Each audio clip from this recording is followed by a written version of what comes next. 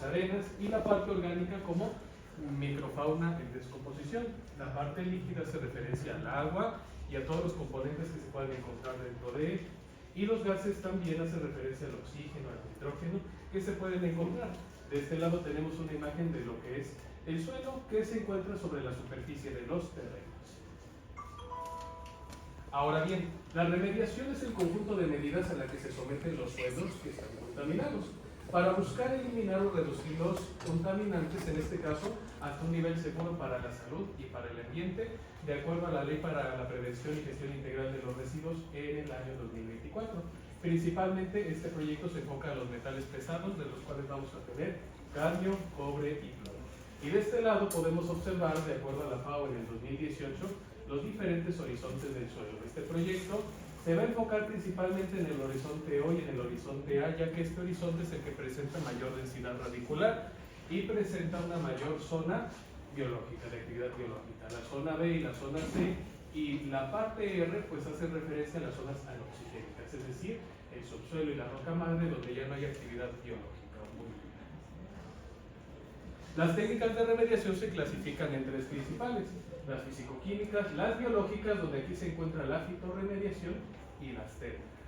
En este caso, pues como es una fitorremediación, vamos a hacer uso de lo que son especies vegetales. De este lado tenemos el nombre de la planta que se va a trabajar, Chlorophyllum comosum. Y de este lado, de acuerdo a la FAO en el 2018, tenemos la biología de Chlorophyllum comosum, empezando por las hojas, que es la parte aérea, la parte radicular, que es esta de aquí, que podemos observar las raíces, y la fluorescencia, que es esta parte. Bien, el mecanismo de extracción de metales se da por dos partes: en la fitoextracción y en la fitoestabilización. La fitoextracción consiste principalmente en la absorción de metales pesados, como pueden ver en la figura, cobre, cadmio y plomo, por medio de las raíces de la planta, para que sean solubilizados al estar en un medio acuoso y puedan ser traslocados hacia la parte aérea, que son las hojas. Esto de acuerdo con Hotley en 1992. Y la fitoestabilización es principalmente la capacidad que van a presentar estas plantas para inmovilizar los metales pesados en el suelo. Podemos observar en la segunda figura este mecanismo, que es principalmente que no permite que se lixivien o que se puedan biodisponer. Bien, ¿y esto dónde se ve?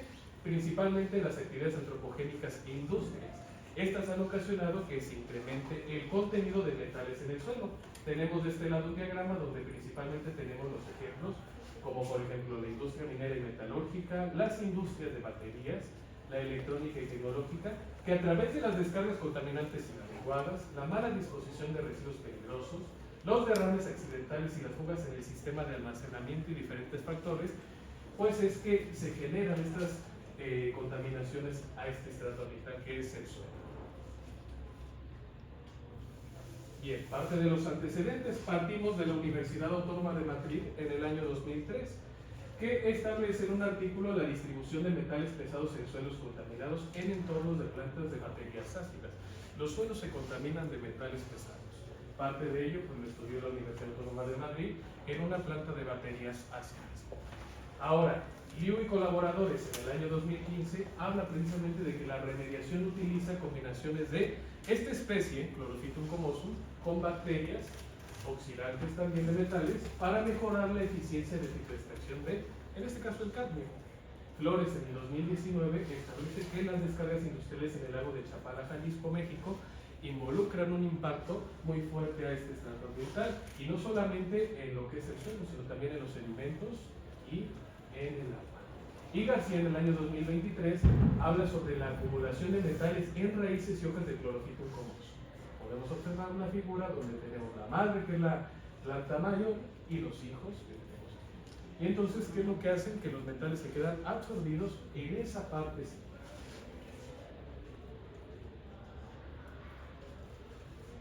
Bien, ¿cuál es el problema que tenemos? En primer lugar, los costos. Son técnicas de remediación que son biológicas y que son baratas. Sin embargo, si nosotros nos vamos a técnicas físicas y químicas, se pueden observar precios mayormente elevados. ¿Por qué? Por la eficiencia. Al ser tratamientos incluso térmicos, pues la parte, vamos a llamarle eficiente, es más rápida, es decir, requiere menos tiempo a comparación de una técnica de remediación biológica. Bien, segundo punto, la degradación de sitios industriales y mineros. En esta parte, cabe mencionar que por los derrames y las descargas de contaminantes, los suelos que están aledaños a lo que son las fábricas e industrias se pueden contaminar. ¿Qué puede provocar esto? Que se le exhiben los metales pesados a los acuíferos. Número 3, la selección de especies. No todas las plantas son afines a poder llevar a cabo el proceso de fitorremediación y diferentes partes en las que se puede contaminar. Número 4, la salud pública. Bien, esto genera también un impacto a la parte de la salud. Como bien lo mencionábamos, el impacto a las aguas. Y número 5, las eficiencias de remoción. Son técnicas de remediación biológica que requieren su tiempo para que se puedan desarrollar. Bien, justificación. Los suelos cercanos a la ciénaga del lago de Chapala, México, están contaminados con metales, donde los más importantes son cobre, plomo y cadmio. Estos metales se encontraron en estas zonas. Se muestrearon 7 zonas en total del lago de Chapala y de toda esta zona, solamente aquí se presentó la mayor concentración de esos metales. Ahora, para evaluar dicha capacidad se decidió emplear concentraciones superiores a las reportadas para evaluar esta capacidad fitorremediadora y así poder valorar las cantidades de metales que puede absorber en condiciones que estén muy contaminadas y qué efecto tiene sobre las características fenológicas de la planta, es decir, sobre su crecimiento. Objetivo general, evaluar la capacidad fitorremediadora de clorofito uncomoso en suelo contaminado con metales pesados, plomo, cadmio y cobre, en condiciones de invernadero y el efecto sobre las características fenológicas de la planta. Objetivos particulares, identificar el efecto de los metales pesados, plomo, cadmio y cobre sobre el desarrollo de clorofito uncomoso en unidades experimentales conteniendo un solo metal y usando como matriz y control suelo fértil de vivero y en condiciones de invernadero. Número 2, analizar el efecto combinado de plomo, cadmio y cobre sobre el desarrollo de clorofito uncomoso en unidades experimentales usando como matriz y control suelo fértil de vivero en condiciones de invernadero. Y último objetivo particular, determinar las concentraciones absorbidas por clorofito uncomoso durante el proceso de remediación, que fue de 56 días.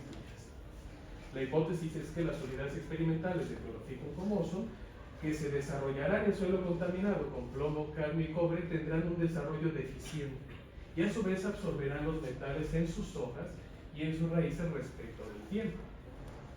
Parte de la metodología experimental es la siguiente. Todo el trabajo que se hizo empezó con una caracterización físico-química del suelo a trabajar, posteriormente un diseño y estrategia experimental, estudios de la calidad del agua de riego, evaluación fenológica del desarrollo de clorofito uncomoso en diferentes tratamientos, la cuantificación y determinación de clorofila, la digestión ácida de las muestras y la lectura y cuantificación de metales en el equipo ICP. Para estas determinaciones podemos observar que se siguió de acuerdo a la norma oficial mexicana 021 semanal 2000, que establece los límites, las condiciones de fertilidad en lo que es el suelo. Y estos parámetros que pueden observar en verde, pH, conductividad eléctrica, cloruros, carbonatos y bicarbonatos, también se determinaron en la parte del agua. Y todos estos de acuerdo a la normatividad vigente. Respecto al agua se consideraron estos parámetros y lo que es plomo, cadmio y cobre se realizó la determinación por medio del ICP, que es el espectrofotómetro de plasma inductivamente acoplado. Este es el diseño experimental. Consta de 5, vamos a llamarle macetas, con diferentes posiciones, donde cada una de ellas pues, presenta una especie de clorofito uncomoso. Un suelo control que se delimita con esta letra, un suelo con adición de plomo, cadmio, cobre y una mezcla de estos 3 metales, donde pues aquí tenemos el total de unidades experimentales. Por cada uno de los tratamientos se lleva a cabo el conteo, dándonos como resultado que son 5 plantas, 5 repeticiones, 25 unidades experimentales con aproximadamente 1 kilogramo de suelo. Y este es el diseño de cómo está montado el experimento. Bien, ahora, como se retoma parte del estudio del lago de Chapala, estas son las concentraciones que reporta Flores en el año 2019. Esta es la concentración añadida: 1.720 partes por millón, 7.400 y 2.546 partes por millón, es decir, miligramos por kilogramo de suelo. Y de esta parte se hizo una relación en cuanto a los pesos moleculares para poder obtener lo que es la concentración de lo que queda del metal presente. La evaluación fenológica se hizo considerando tres parámetros principales: la coloración de las hojas, la altura de las hojas y el número de hojas vivas. Se consideró durante el periodo de 56 días en 2 meses y el riego según lo recomendado por García Cáparros y colaboradores en el año 2000, 2 veces por semana con 100 mililitros de agua. También se cuantificó la clorofila cada 14 días de la evaluación con solución acetona agua al 80%, donde se requiere 1 gramo de hoja por vía experimental, triturada, filtrada y leída a estas condiciones en el espectrofotómetro ultravioleta visible, de acuerdo con la bibliografía de Lichtenthal y Wellborn en 1983. Bien, posteriormente se secan estas muestras y se llevan a digestión, con el objetivo de romper la matriz orgánica que es el suelo y que nos quede disueltos los metales en lo que es el ácido que se va a ocupar. Entonces se añaden 0.3 gramos de muestra seca, se añade tal concentración y cantidad de ácidos, proporción 7:3, nítrico con clorhídrico, se añaden 2 mililitros de peróxido y una vez acondicionado en estos tubos de aquí se lleva a digestión. Este es el digestor, el equipo Titan MPS de 16 posiciones. 16 posiciones porque tiene 16 paroncitos para poder ahí poner los tubos de la marca Perkins. Y posteriormente, ya que se tienen los extractos, se lee en el ICP, que es el espectrofotómetro de emisión óptica con un plasma acoplado inductivamente. Esto se abrevia como ICP y esto se realizó en el laboratorio de metalurgia de la Facultad de Química de la UNAM, donde principalmente se prepararon soluciones madre para estándares de calibración, se prepararon las curvas de calibración para poder cuantificar qué concentración hay en esos extractos que se sacaron. Y la lectura por muestra, se sigue la metodología establecida por Perkin-Elmer en el 2018. Y brevemente les quiero mostrar un video de cómo se lleva a cabo el funcionamiento del equipo. De este lado tenemos la muestra, es absorbida por los capilares, aproximadamente 1 mililitro de muestra, hacia este ICP. Este de aquí es el ICP, espectrofotómetro de plasma inductivamente acoplado. ¿Qué particularidad tiene este ICP? Que es un equipo que absorbe una cantidad de muestra por estos capilares y lo que hace es que llega a lo que es una lámpara de argón, que toma lecturas axiales y radiales de la muestra para poder cuantificar lo que son los metales presentes en la muestra. Parte de los resultados, empezamos con lo que es la caracterización de suelo de acuerdo a la norma 021 semanal 2000 y el suelo con el que se trabajó presenta estos parámetros: un pH moderadamente ácido, conductividad eléctrica despreciable, una textura franco-limosa, una capacidad de retención de agua buena y nitrógeno inorgánico, que es la suma de los nitratos, nitritos y nitrógeno amoniacal en estado medio. También se evaluó lo que es fósforo soluble, cloruros, bicarbonatos, materia orgánica y carbono orgánico, y también la capacidad de intercambio catiónico, que se conoce como SIC. Entonces estos parámetros son altos respecto a lo establecido en la norma oficial mexicana 021. También se evaluó lo que es el agua: pH, conductividad eléctrica, color, olor, sólidos suspendidos totales, que hace referencia a estas siglas, sólidos disueltos totales en partes por millón, sólidos totales y la parte de cloruros. Todo esto se realizó de acuerdo a la norma oficial mexicana 127, que establece los límites permisibles para la calidad del agua. También se evaluó lo que es la dureza aquí está en mayor proporción alta, y la presencia de trazas de cal. Entonces son únicos 2 parámetros que fueron fuera de norma, pero de ahí afuera todos estos se encuentran presentes dentro de la legislación. Bien, durante el control cuantitativo ya vimos cómo se mostró el sistema. Me gustaría que pusiéramos atención en la parte verde un poco más oscura. ¿Qué pasa? Se buscaron las unidades experimentales homogéneas y después en la parte final se evalúa cómo es que fue cambiando el número de hojas, empezando por el blanco. El blanco defínase como el que no tiene nada, no hubo adición de contaminantes, no hubo absolutamente nada, solamente el suelo. Tratamientos con plomo, cadmio, cobre y la mezcla de los 3 metales. Se observó una tendencia a la baja, es decir, de acuerdo al tratamiento, en este caso de plomo, hubo un ligero crecimiento, en cadmio ya no hubo crecimiento, al contrario hubo pérdida de las hojas, y en el cobre hubo aún mayor la pérdida de las hojas. Y en la mezcla, pues prácticamente se quedó sin hojas. La altura. En este momento, pues también tenemos la misma, vamos a llamarle nomenclatura para entender la parte inicial. Se buscan unidades experimentales que tengan un tamaño homogéneo y se hizo la evaluación en 56 días, donde pues se puede observar que en la parte del blanco hay un aumento en la altura, es lo esperado porque pues realmente no hay contaminación en ese ambiente. El plomo se mantiene un poco constante, el cadmio, cobre y lo que es la mezcla de metales presentan un decrecimiento en esa parte. Y podemos observar qué efectos se dieron en estos tratamientos, en el combinado principalmente, esto fue el inicial y esto fue los finales. Este es el tratamiento sin contaminar, donde solamente hubo cambios en la coloración por falta de nutrientes. Esta es la parte del cobre, inicial y final.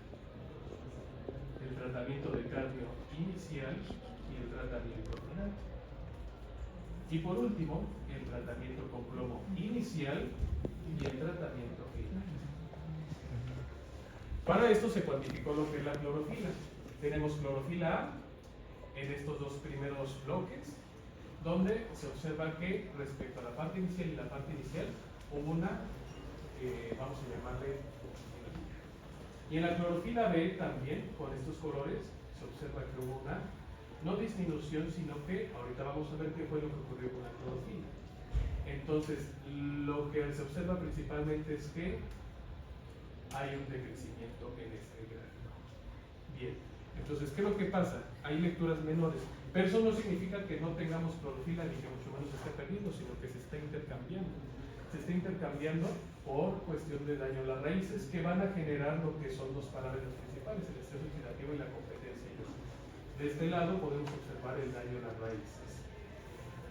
¿Y qué es lo que pasa? Que aunado a este estrés oxidativo al que son sometidas las plantas, inicia la competencia por el ion magnesio.